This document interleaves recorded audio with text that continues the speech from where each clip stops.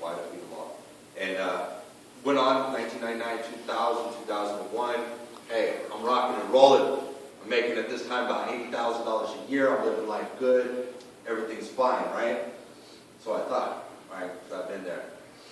January of 2003, company files for Chapter 11 bankruptcy, right?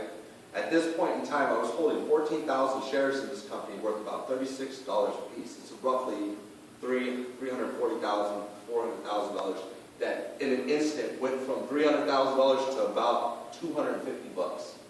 So my entire 401k, all of my savings, my investments, everything that I had built up over the last 6 years of my life completely got flushed down. I don't know if you guys know about the story, but it was the guy, his name was Bernie Evers. He ran off with all the pension money and all the things like that. So I got completely tanked, right?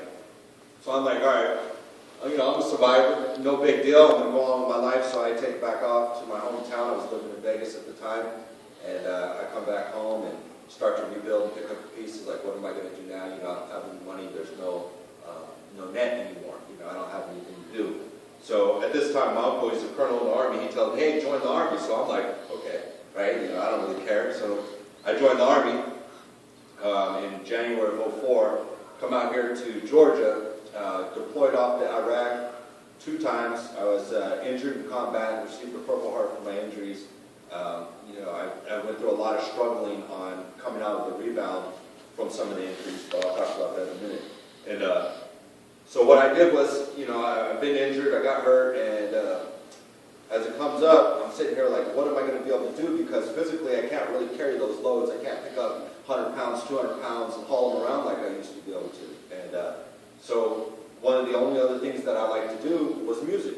Well, at a time in my life to where I didn't really have anything to hold on to, I started looking back and said, wow, I've always been good with music. So I took the GI Bill and I went out to Los Angeles and I got a degree in engineering. So now I'm a certified engineer and I have actually an associate's degree in engineering, but that was thanks to the government.